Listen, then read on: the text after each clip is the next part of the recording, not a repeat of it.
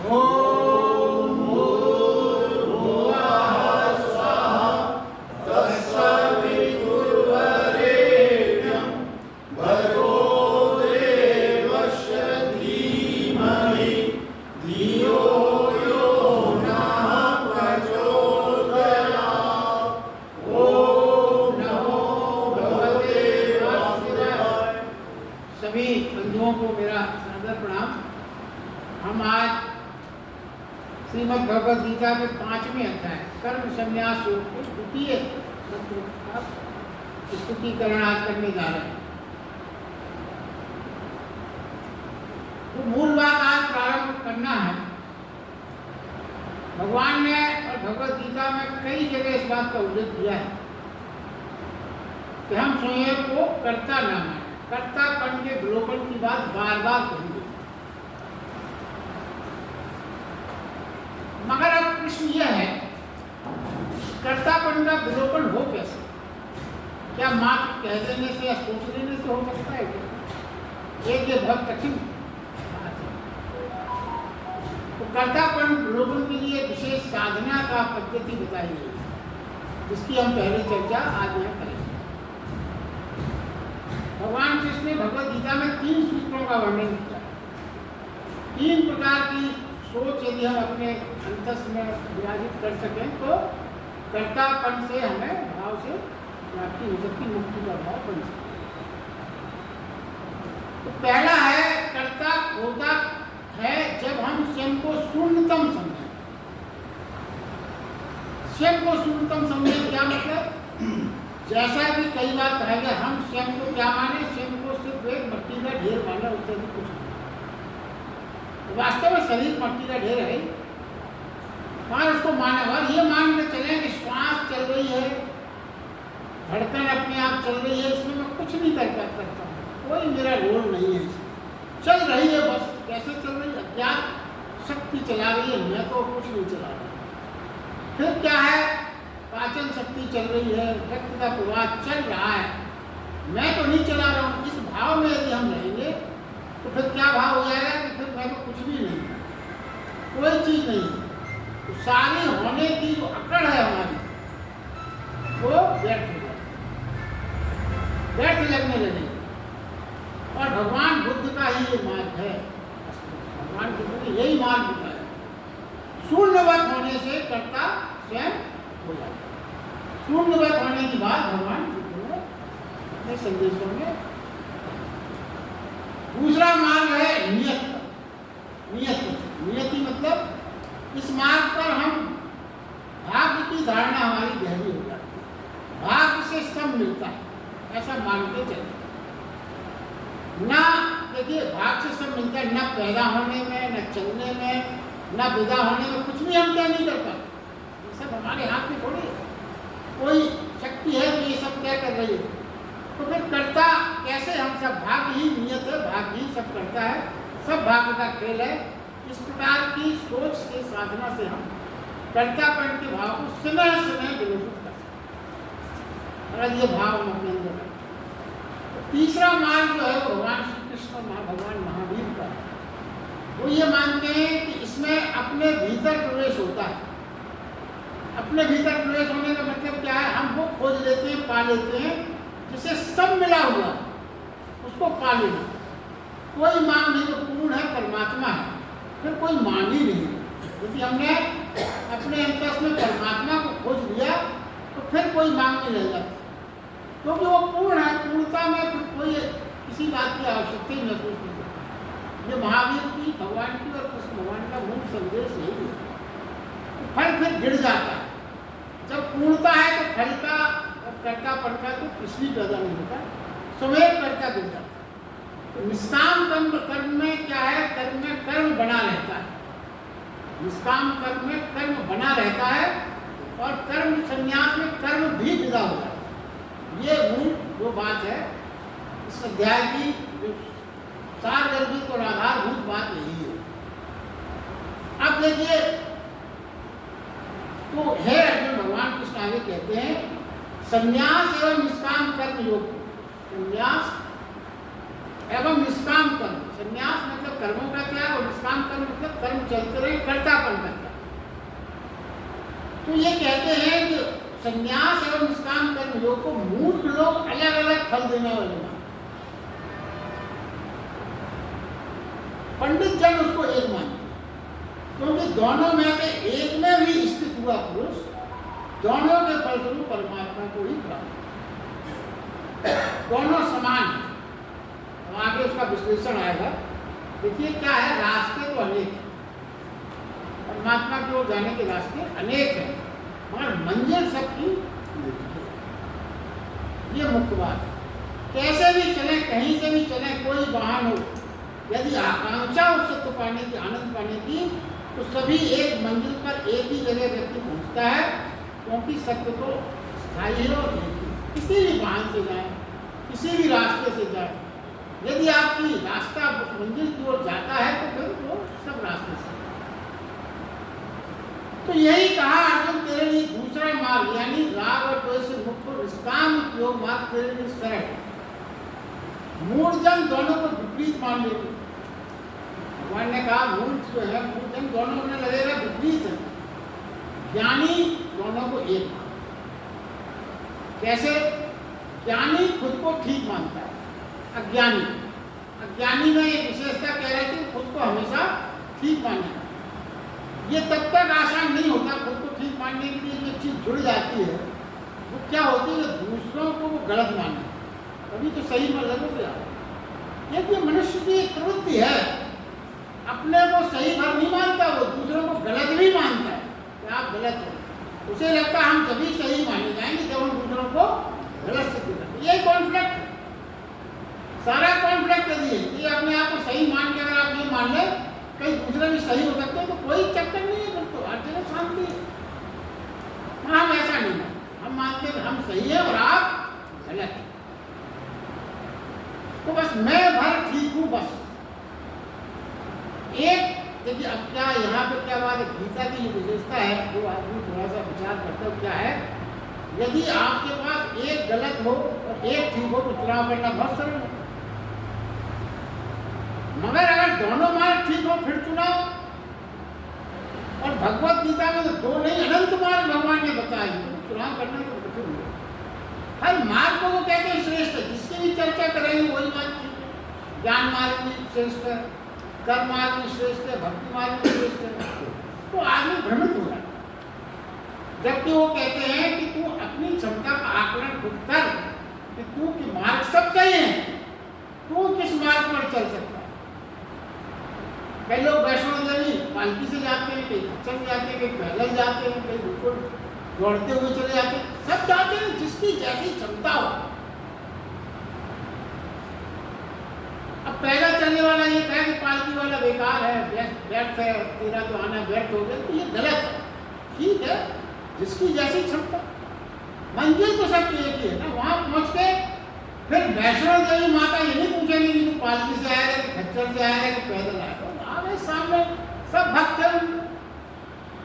ये फर्क हम अगर समझ नहीं पाते तो जीवन में कई क्षणों में समझदार से समझदार आदमी भी भगवान कहते हैं मूर्खों की तरह व्यवहार करने, और मंद बुद्धि की आंखों से बुद्धिमानी की झलक पड़नी है। कभी कभी जब हम इनको मंद बुद्धि कहते हैं बहुत सही निर्णय लेते हैं। तो क्या है, ज्ञान योगियों द्वारा परम धाम प्राप्त किया जाता है, निष्काम कर्मयोगियों द्वारा नहीं प्राप्त किया जाता है। इसलिए जो पुरुष ज्ञान योग और निष्काम कर्मियों को एक फल स्वरूप देखता है वही यथार्थ में देखता है, जो दोनों को एक देखता है वही यथार्थ में देखता है। अब देखिए, देखने का भी बड़ा विज्ञान है, इसका उल्लेख भगवान ने किया है। क्या है, देखते सभी हैं, पर यथार्थ में क्या वो चीज है वो क्या हम वो देख पाते हैं, बहुत हम कम देख पाते। क्या है, देखिए यहाँ मनोवैज्ञानिक बात जो है वो ये कह रहे हैं कि हम जिस चीज के बारे में जो भाव हमारे होते हैं हम उस चीज को उसी तरह देखने लगते। बहुत सरलता से अगर इस बात को समझे, वो ये बता रहे हैं जैसे कोई आपका मित्र है, तो आप अगर उसकी तरफ देखेंगे तो आपके उसके चेहरे का भाव, उसकी विनम्रता, उसका अपनापन आपको दिखाई पड़ेगा, उसके चेहरे आप देख पाएंगे। और अगर वही कुछ दिनों बाद आपका शत्रु हो गया किसी कारण से, व्यक्ति वही रहेगा मगर आपकी दृष्टि जो है दूसरे भाव निर्मित कर देगी। तो देखिए दृश्य में कोई फर्क नहीं पड़ा, दृश्य तो वही है, मनुष्य तो वही है, चेहरा उसका वही है, फर्क कहाँ पड़ गया? आपकी दृष्टि में। मतलब आप दृष्टि अपने हिसाब से, अपनी व्याख्या के हिसाब से दृश्य निर्मित करता है। इस तरह सोचने की बात कही गई। हमारा देखना उसके बारे में की गई व्याख्या पर आधारित होता है। यही वो कह रहे हैं कि देखने में कोई चीज वैसी ही एकदम नहीं होती जैसी हम देख रहे हैं। हम समझते हमने देखा ऐसी है, दृष्टिकोण से बहुत कुछ फर्क पड़ जाता है। कृष्ण भगवान का ये कहना है कि ज्ञान योग कर्म योग एक है, परम स्थिति उपलब्ध होती है देखने को क्या होना चाहिए, जिन पर कोई यथार्थ ऊपर से आरोपित न हो। कब आप सही देख पाएंगे किसी चीज को जो यथार्थ में है? अगर कोई यथार्थ ऊपर से आरोपित ना हो, आपको दृष्टि दर्शन में कोई बाधा ना हो, यानी शून्य होकर चले आप, तभी आप सही देख। किसी प्रकार का भी पूर्वाग्रह आपकी दृष्टि में ना हो, शून्य होकर चले, तभी आप उस चीज को सही मायने में देख पाएंगे। अन्यथा बहुत सी चीजें आपको दूसरी चीज दिखा देंगी, क्योंकि आप यथार्थ में दूसरे भाव में शून्य अगर आप हैं तभी सही चीज।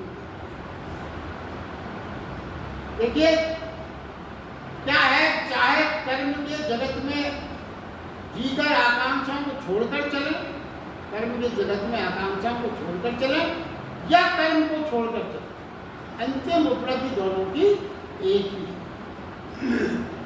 ये वो बार बार कह रहे। देखिए मगर क्या है, इसमें कोई संदेह नहीं, सामान्य व्यक्ति को ये चीज ठीक समझ नहीं आई। क्यों नहीं आएगी? क्या है, देखिए इतना बड़ा फर्क है। वो देखेगा, क्या देखेगा? ये देखेगा कहाँ के युद्ध में खड़े कृष्ण और अर्जुन, और कहाँ बुद्ध और महावीर का सन्यासी जीवन, जहाँ एक चींटी भी दब जाए ना दब जाए इस बात के भाव। तो ये कैसे? यही तो एक गीता को समझने का रहस्य है। दोनों एक, वो कहते दोनों एक है, मतलब सामान्य व्यक्ति कैसे एक मान ले? एक तरफ तो युद्ध की स्थिति है जहाँ पर अवश्य में भावी लाखों हजारों लोग मरने कटने वाले हैं, ऐसी स्थिति महसूस हो रही है, यथार्थ दिख रहा है। और एक तरफ वो लोग हैं जहाँ चींटी भी ना दबे, इतनी सावधान, और आप कहते हो दोनों एक है। मगर वो फिर कहते हैं कि भगवान कृष्ण ये कहते हैं विपरीत उसे दिखाई पड़ता है जो अज्ञानी, विपरीत उसे दिखाई पड़ता है जो अज्ञानी है। उसको समझना होगा। क्या समझना होगा? जगत में जो जो विपरीत दिखाई पड़ता है वो अज्ञान के कारण है। क्या विपरीत देखते हैं अपन को बिल्कुल अलग दिखाई पड़ता है, जैसे अंधेरा और प्रकाश, बिल्कुल अलग मानते, मगर वो कहते हैं नहीं, ये कोई अलग अलग है ही नहीं। प्रकाश तो मात्र क्या है? अंधेरे का अंधेरा, अंधेरा क्या है? प्रकाश का भाव है। कोई विपरीतता नहीं है उसमें, एक के भाव दूसरे कोई फर्क नहीं। जन्म और मृत्यु विपरीत अजीब लगता है कि जन्म और मृत्यु तो बिल्कुल ही विपरीत होने बोल रहे हैं। जन्म और मृत्यु तो एक दूसरे से इंटरकनेक्टेड है। मृत्यु जन्म की शुरुआत है, मृत्यु जो है जन्म में बस देह से आत्मा का विलीनीकरण है, बस और कुछ नहीं है। सुख और दुख ये दोनों विपरीत लगते हैं, मगर ये एक ही सिक्के के दो पहलू हैं। इसलिए भगवान कहते हैं जो ज्ञानी है वो इनमें कोई विपरीतता नहीं है। अंत में भगवान कृष्ण कहते हैं कि जिसके अंधकार अहंकार के बादल छप गए, अपना को शेष रहा झलकने के लिए, जिसका द्वैत मिट गया, द्वैत मिट गया मतलब जिसने द्वैत कब मिटता है? जब भगवान के पास, जैसे अद्वैत और द्वैत में फर्क, उसमें लेक्चर अगर आपने सुना हो उसमें था। द्वैत क्या है? जब भगवान के पास तो भक्त पहुंच जाता है मगर एकाकार नहीं होता, भगवान के अंदर समाहित होने का भाव नहीं बनता, वो द्वैत की स्थिति है। साधना की एक स्थिति वो है, और उसके जस्ट बाद एक जो स्थिति और आ गई थी वो अद्वैत की, कि ना भक्त रहा ना भगवान रहा, खाली बचा भक्ति, ना प्रेषी रही ना प्रेमी रहा, खाली प्रेम बचा। ये अद्वैत की स्थिति। तो वो कहते हैं कि जहाँ द्वैत मिट जाए वहाँ इस सत्य का पता चल जाता है। किस सत्य का? बहुत सरल शब्दों में समझे। वो कहते हैं रावण भी अपने रास्ते से परमात्मा की ओर जा रहा है। देखिए, उसका अपना तरीका है परमात्मा की ओर, चाहे वो भी परमात्मा की ओर रहा है, सब उसको पता है। और संत भी अपने रास्ते से परमात्मा की ओर जा रहा है। तो विपरीत क्यों? चाहे कोई आकांक्षा को छोड़ दे, चाहे कर्म को छोड़ दे, दोनों एक ही बात है, चित्त की एक ही अवस्था है। जैसे जिसने आकांक्षा को छोड़ा, जिसने फलाकांक्षा को छोड़ा, फिर कर्म उसके लिए मात्र अभिनय हो, खेल हो, क्योंकि फिर आपकी कोई फलाकांक्षा नहीं है। जो कुछ भी आप कर रहे हो क्या हो, सिर्फ खेल हो गया, सिर्फ खेल, अभिनय कर रहे हैं, बड़ा लीला हो गया। फिर वह कर्म ना भी छोड़े तो भी चेतना पर उसका कोई प्रभाव अंकित नहीं होगा। कर्म यदि आपने फलाकांक्षा का भाव छोड़ दिया तो आप कुछ भी कर्म करते रहे, कर्म ना भी छोड़े, तो आपकी चेतना पर कोई प्रभाव नहीं पड़ेगा। प्रभाव कब पड़ता है? जब आप फलाकांक्षा के भाव से ग्रसित हो गए, तो चेतना पर प्रभाव पड़ता है कि आप चिंतित हो जाते हैं क्या होगा। और अगर आप फलाकांक्षा से मुक्त हैं तो आपकी चेतना पर कोई प्रभाव अंकित होने का दृष्टि पैदा नहीं होगा। और जब फलाकांक्षा की अंकित होती है तो यही फर्क है सत्य में। और हम जब कर्म से पीड़ित होते हैं तो हमें लगता है, अगर वास्तव में जब हम कर्म से पीड़ित होते हैं तो ऐसा लगता है, पर वास्तव में हम कर्म से नहीं बल्कि आकांक्षा से पीड़ित होते हैं। कर्म से कोई पीड़ित नहीं होता, बल्कि आकांक्षा से हम पीड़ित होते हैं। कृष्ण भगवान कहते हैं, जो इन विरोधों के बीच में जो एक को देख पाता है वही ठीक देखता है। यही हमारी सूक्ष्म दृष्टि। अब देखिए, यहाँ पे दृष्टांत आपके सामने रखते, इस बात की गहराई को आप बहुत सरल शब्दों में समझें। विवेकानंद जी ने अपनी ऑटोबायोग्राफी में, जो उन्होंने ही लिखा है, उसी का एक उदाहरण। विवेकानंद जी ने ये लिखा है कि जब मैं मेरा संन्यास की तरफ या भक्ति की तरफ जब शुरुआत थी मेरी, थोड़ा उनका इमेज अच्छी और सिद्धि प्राप्त हो गई। तो उन्हीं की किताब में लिखा हुआ है कि वो एक ऐसी जगह उनका मकान था जहाँ पर वैश्याओं का बस्ती भी थी। तो वो कहते, उन्होंने सोचा कि मैं तो संन्यास हो रहा हूँ, तो वो उस बाईपास करके पूरा चक्कर लगा के बाहर जाते थे। उन्हें कहीं जाना हो, उस बस्ती से शॉर्टकट था भाई, उसमें प्रवेश नहीं करने से क्या होता था कि उनको लंबा चक्कर लगा के कहीं भी जाना हो तो 2-4 मील का चक्कर एक्स्ट्रा लगा। फिर वो लिखते हैं कि धीरे धीरे जब मेरी थोड़ी प्रसिद्ध हुई तो वहाँ के जो राजा थे उन्होंने एक दिन को सम्मान के लिए सम्मानित कर दिया, पूरा उत्सव मनाया। तो उन्होंने सम्मान के लिए जब उनको बुलाया गया तो गए, अंदर उनका प्रवचन हुआ, समारोह सब हुआ। और जैसा राजा महाराजाओं में होता है, सभी क्या होता है कि शाम को एक सांस्कृतिक प्रोग्राम भी रखे जाते हैं, मनोरंजन। तो महाराज साहब के उस प्रोग्राम में शाम को वैश्या के नृत्य रखा गया। अब जब विवेकानंद बोले, मुझे जब बताया गया कि शाम को वैश्या के नृत्य, तो मैंने उस प्रोग्राम में बैठने से इनकार। अब क्योंकि प्रोग्राम निर्धारित था, महाराज साहब भी कुछ नहीं बोल सकते, उनको ठीक है जाओ आप अपने कक्ष में आप विश्राम करिए। वो ये लिखते हैं कि मेरा कक्ष जो है पास ही था मेन दरबार पे।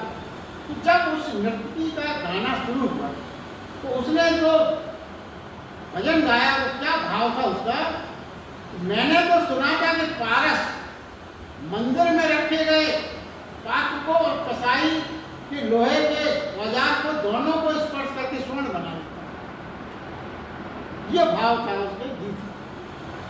और प्रभु मेरे अवगुण चित्त न धरो, ये वाला सुनाया उसने।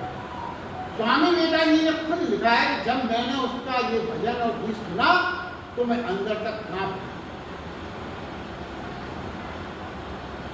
और वो उठके में वैश्या के पास पहुंचा। जब मैंने उसकी तरफ देखा तो वैश्या की आंखों से आंसू बहने लगे। पहली बार वो लिखते हैं, पहली बार वैश्या को देख मेरे मन में ना आकर्षण था ना विकर्षण। उसी दिन मुझे मुझ में संन्यास का चिन्ह। मैंने जाना कि वैश्याओं से कोई नहीं डरता। अब अपने भीतर छिपे वेश्याओं के प्रति आकर्षण से मनुष्य डरता है कि मैं कहीं बहक न जाऊं। आकर्षण माया के बीच में अंदर में वेश्याओं से कोई नहीं डरता। उस दिन वो लिखते हैं, उस दिन मुझे वेश्या में भी मां दिखाई पड़ी और उसी दिन मेरे अंदर सच्चा संन्यास का चला। मेरे जीवन का ये सबसे बड़ा आनंद प्राप्त हुआ। ये जो स्थिति है ना, इसी को भगवान कृष्ण ने यहाँ पर यह है कि आप आकर्षण और विकर्षण सब मन की बात है, आप मुक्त हो सकते हैं। देखिए आगे वो ये कहते हैं, भगवान मट्टी से आया था और मट्टी में खो जाता है, ये सच्चाई अपन सब जानते हैं, कई बार अपन सुना। मगर मनुष्य की स्थिति क्या है, प्रिय को जीवित हुए कोई मगर मट्टी कह दे, जो आपका प्रिय है, कितनी भी कथा सुनी हो, कितना भी प्रवचन सुना हो, सब मट्टी है, देह मट्टी है, मगर यदि कोई आपके प्रिय को मट्टी कह दे तो आप लड़ने को तैयार। तो फिर मगर अगर जीवन उसका चला गया, प्राणांत हो गया, तो फिर वो जो सबसे प्रिय था उसके लिए अपन क्या कहते हैं, स्वयं कहते हैं मट्टी को उठाओ, इसको जल्दी इसका संस्कार करो, ले जाओ, चलो इसको ले चलो। ये जीवन की जो विचित्रता है ना, इसी में भगवान ने कहा इस सच्चाई को, इसमें विपरीतता है, मगर इस सच्चाई को जो समझता है वही ज्ञानी। वहां जो इसको नहीं समझा वो अज्ञानी, इसी को समझाने का बार बार प्रयास किया। देखिए अगर वो देखिए अब क्या है, आगे जो विश्लेषण है वो अपने आप में बहुत आनंददायक है, जो अर्जुन को लेकर हुआ। चाहे कोई आकांक्षा को छोड़ दे, चाहे कोई कर्म को छोड़ दे, दोनों एक ही बात है, ये बार बार भगवान ने कहा। तो श्री कृष्ण भगवान ने ये देखा कि अर्जुन की आंखें में बहुत प्रसन्नता हो गई, जैसे उसकी मन की बुराक पूरी हो गई। उसने कहा कि बस दोनों एक ही, तो मैं क्या करूँ, मैं कर्म को छोड़ देता हूँ, युद्ध से पलायन करता हूँ। आप भी तो कह रहे हैं कर्म को छोड़ दो, दोनों एक ही बात है, चला। वो ये बोल, उसकी आंखों से स्पष्ट हो गया कि आपने अनुमोदन कर दिया, आप क्या जरूरत है यहाँ रुकने की। गीता बहुत विचित्र है, भगवान कृष्ण खुद ही कह रहे हैं कर्म को छोड़ना और आकाम दोनों समान है। निष्काम कर्म तो मैं निष्काम कर्म को ठीक है, कर्म को छोड़ता हूँ, पलायन करता हूँ, चलता हूँ। तो भगवान भी समझते हैं इस चीज का कितना, कहाँ इलाज करना, क्या दवा देना, ये सब पता है। उन्होंने अगले श्लोक में फौरन ये कहा, जो बहुत मार्गी की बात है समझने की, हे अर्जुन, जब तक आकांक्षा न छूट जाए, कर्म की निष्कामता न सज जाए, जब तक कर्म का छूट पाना संभव ही नहीं। कर्म छोड़ ही नहीं सकते जब तक आपके फल की आकांक्षा न मिट जाए, निष्काम भाव ना हो जाए, जब तक आप कर्म नहीं छोड़ सकते। कर्म अकेले कर्म को छोड़ना संभव ही नहीं है, पहली स्टेज आपको करना पड़ेगा। क्या है वह कर्म, क्या छोड़ सकेगा? जिसकी आकांक्षा नहीं छूटी वो कर्म क्या छोड़ेगा? आपने दिखावटी के लिए कर्म छोड़ दिया और अंदर अंदर आपके सब भाव बने हुए हैं, तो कर्म ऐसे कर्म छोड़ना थोड़ी है। और इसको सरलता से उदाहरण देके चले सुनाया तो बहुत सरल है, तो जैसे एक चोर को जेल में बंद कर दिया, अब क्या है, उसका चोरी का कर्म छूट गया, चोरी का कर्म छूट गया, क्योंकि अब जेल में बंद है तो चोरी नहीं कर सकता। मगर चोर होना बंद नहीं हुआ, चोर होने का जो भाव है वो उसका नहीं छूटा, चोरी होना, चोरी का कर्म छूट गया। तो यहाँ देखिए, यहाँ तक है कि अगर उसे कोई गुरु मिलेगा ना वहाँ जेल में, तो वो सावधानी से चोरी करना सीखेगा, ऐसे सीखेगा कि अब आगे बाहर जाके जब चोरी करूँगा तो इतनी कुशलता से करूँगा कि मैं पकड़ा नहीं आऊँ, ये भाव आएगा। कहने को क्या है कि वो उसने चोरी नहीं करना। अब कोई अदालत हो, कोई जेल हो, किसी चोर को चोरी से मुक्त नहीं कर सकता, चोरी से आप किसी को मुक्त नहीं सकते, सजा तो दे। और जब बाहर भेजता है, ट्रेन होकर कुशलता से चोरी करता है, अब उसके चोरी के कर्म बंद हो गए तो वो क्या कर्म सन्यासी हो गए। और कई बार ऐसा भी होता है, वो ये सोचकर भी चोरी छोड़ देता है कि अब इतनी कुशलता मेरे बस की नहीं है, फिर जेल में हो जाए, इसलिए चलो इस कर्म त्यागी हो गया, चोरी का कर्म छोड़ दिया। इसमें क्या कर्म त्याग हुआ? ये सब भ्रम है। ठीक है, हमारे बस का नहीं है ये काम, छोड़ो। अच्छा जीवन, दूसरा जीवन जियो, उपवास करो। हाँ, तो ऐसा कर्म त्यागी क्या मतलब इस परिभाषा में आ जाएगा? तो भगवान कहते हैं जैसे देखिए, और देखिए सरलता से, बाजार में बैठता हूँ, किसी को लगा कि बाजार में मैं बैठता हूँ तो बड़ा लोभ होता है, दुकानदारी में लोभ बिना लोभ के नहीं होता। तो क्या करें? तो एक सज्जन ने क्या किया, बाजार ही छोड़ दिया। अरे बाजार छोड़ दिया तो क्या होगा? लोग बाजार में नहीं, लोग आपके भीतर है, भीतर का लोग छोड़ने की बात है। बाजार छोड़ने से कुछ नहीं होता। किसी आपने स्त्री को देखा वासनात्मक, उन्होंने कहा क्या करें ना, ट्रीट कर लो, देखेंगे। तो देखने ना देखने से थोड़ी होती है, वासना तो आपके भीतर है। पति की लालसा से परेशान है तो ऐसी जगह चलूँ जहाँ मुझे पता ही ना, तो क्या हो जाएगा? लालसा तो बनी है ना। तो क्या हुआ? सूत्र हुआ कि इस प्रकार के पलायन से कोई गुणात्मक अंतर नहीं पड़ता। भगवान ने अर्जुन को ये समझाया, परिस्थिति बदल जाएगी और मन स्थिति वही रहेगी। फिर जो मन स्थिति बदल सकता है, देखिए परिस्थिति बदल जाएगी, मन स्थिति रहेगी। उसके बाद जो उन्होंने कहा वो बहुत महत्वपूर्ण है। क्या? फिर जो मन स्थिति बदल सकता है वो छोड़ दे क्यों जाए? अगर आप अपनी मन स्थिति को बदल सकते हो तो कुछ छोड़ने की जरूरत नहीं। जैसे आपने बंबई को छोड़ा, हिमालय चले गए, बंबई तो रहा आपके मन में ना, वहां विचार में बंबई के बारे में सोचते रहे। दर्पण आपने छोड़ दिया, चेहरा ना देखे, मेरा चेहरा तो वही रहा। एक सन्यासी थे, वो 30 साल रहे हिमालय। उन्होंने सोचा मन में कि अब तो अहंकार जल ही गया हो, 30 साल से हम हिमालय में खत्म हो गए। आए कुंभ मेला लग रहा था, अभी की बात है, वो आए, चलो कुंभ नहा लेते। अपने संगी साथियों ने उनका बड़ा जय जयकार किया शहर में। 30 साल बाद आए संन्यास, कुंभ में पहुंचे। कुंभ में पहुंचा, वहां भीड़ भाड़ में कौन जाने कौन सन्यासी आपके ऐसे सैकड़ों हैं। वो एक सज्जन का भारी जूता था, किसी का देहाती टाइप का बड़ा, तो वो जूता महात्मा जी जो 30 साल रहते आए थे, उनके पैर पर दब गया पूरी तरह से। अब वो एकदम से चिल्लाने लगे, गाली देने लगे।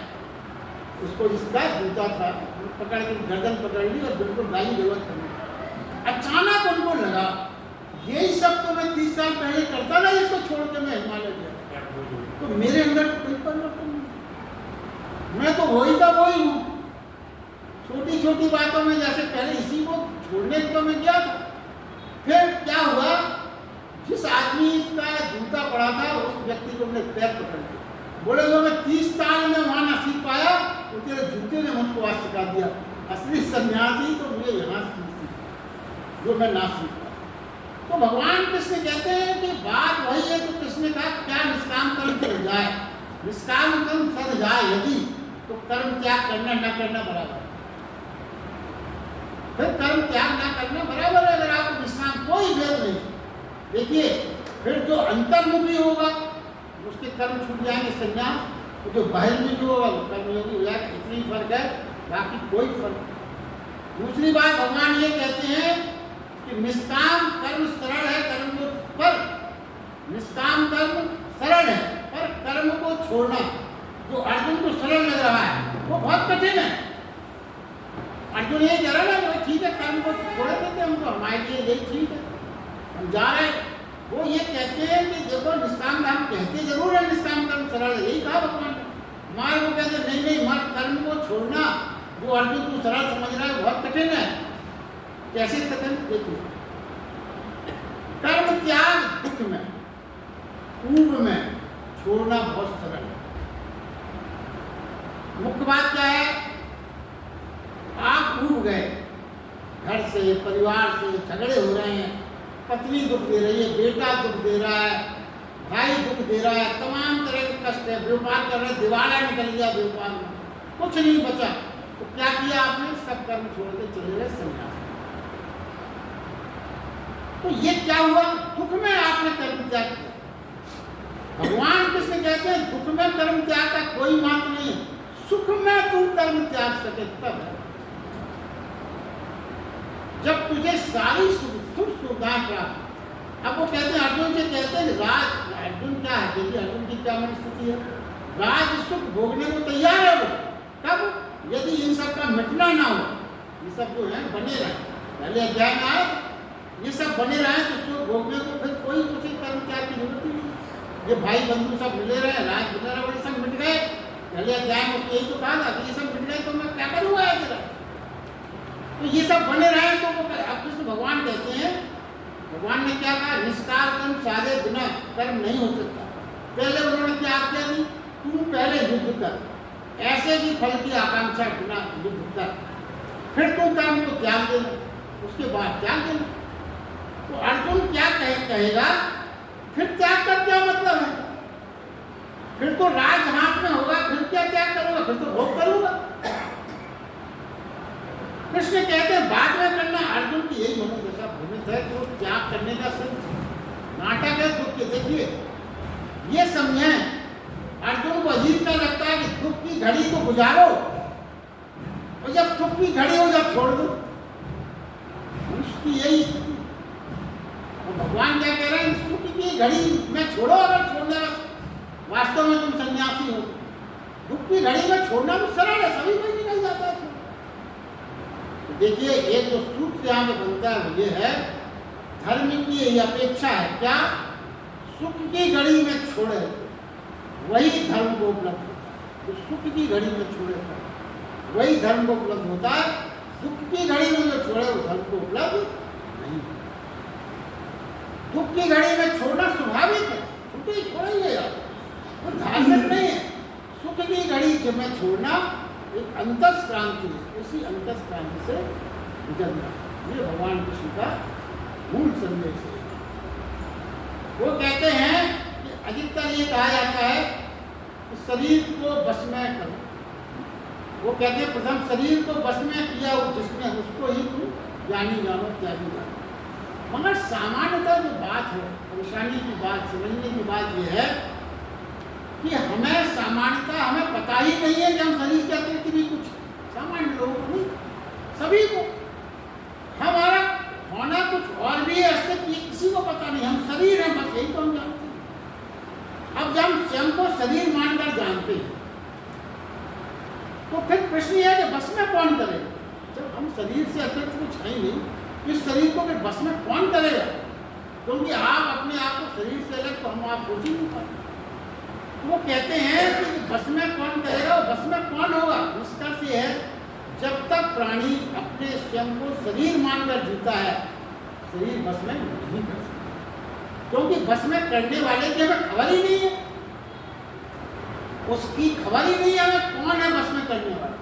शरीर के भीतर कुछ और है, उसका अनुसंधान हम जब करेंगे तभी हमें उस शक्ति की चेतना जागृत होगी कि कोई है शक्ति हमारे भीतर जो इस शरीर को बस में। तो देखिए बाहर के जीवन में तो शरीर से काम चल जाता है, मगर गहरे जीवन में, आध्यात्मिक जीवन में परमात्मा की अमृत आनंद की खोज की आवश्यकता है। वहाँ मात्र शरीर की नहीं, आत्मा की नाव की आवश्यकता। बिना आत्मा की नाव के हम गुरु के सागर में प्रवेश नहीं कर सकते। और जैसे ही आवास होता है, देखिए वो ये कहते हैं जैसे ही आपको ये आभास हुआ कि आप शरीर से भिन्न हैं, फिर शरीर को बस में नहीं करना पड़ता, वो अपने आप आपके बस में हो जाता। कुछ करने की आवश्यकता, बस आपको ये आभास होना चाहिए कि कोई शक्ति ऐसी है, शरीर से मैं भिन्न हूँ। जैसे जैसे जीवन में साधारण उदाहरण ये है कि जैसे कोई क्लास टीचर बहुत मान्यता प्राप्त है, बच्चे कितना भी कर रहे हो, टीचर क्लास में चल रहा है इसकी सूचना मिलती, शांति हो जाती। वैसे ही है, अगर आपको ये आभास भी हो गया कि हमारे अंदर कोई शक्ति है, जैसे मान लें कि आके ही ऑफिस में कर्मचारी अपने आप ठीक हो जाते, शरीर उसका ही बस में होता है जिसका अपने अशरीरी होने का अनुभव शुरू हो जाता है। तो कोई अगर ये सोचे कि शरीर को दमन करके और उसको कमजोर करके, कांटे भूखे रखे, कोई अगर चाहे सोचे कि हम शरीर को बस में कर लेंगे, तो शरीर को निर्मल करके, तो कमजोर करके बस में मालूम जरूर होगा, मगर आत्मा को सबल करो तभी शरीर बस में होगा। शरीर को कमजोर, निर्बल, कमजोर करने से कुछ नहीं होता। तो आत्मा सबल कब होती, भगवान ने बड़ा स्पष्ट कहा है, जिसका अंतःकरण शुद्ध हो। आत्मा सबल होगी, अपवित्र कार्य करने से आत्मा कमजोर होती है और जैसे चोरी व्यभिचार वगैरह ये सब करने से आत्मा कमजोर होती है। और किसी को दान दो, परमार्थ करो और ये सब पुण्य काम के काम करो तो इससे क्या होगा, आत्मा सबल होगी। ये बहुत छोटा सा सूत्र है। अशुद्धि निर्मलता है, कमजोरी है, और शुद्धि सबलता है। ये सूत्र है। जहाँ शुद्धि है वहाँ सबलता है, और जहाँ अशुद्धि है वहाँ कमजोरी है। इन गुणों के प्राप्त पर ही प्रार्थना से मनुष्य एकीकार हो जाता है। तो ये कहते यही परम मुक्ति, यही परम आनंद है, यही परम स्वतंत्रता है। और ऐसा व्यक्ति जो परमात्मा को प्राप्त हो जाता है फिर वो कर्म बंधन में नहीं बनता। आज के लिए बस इतना ही।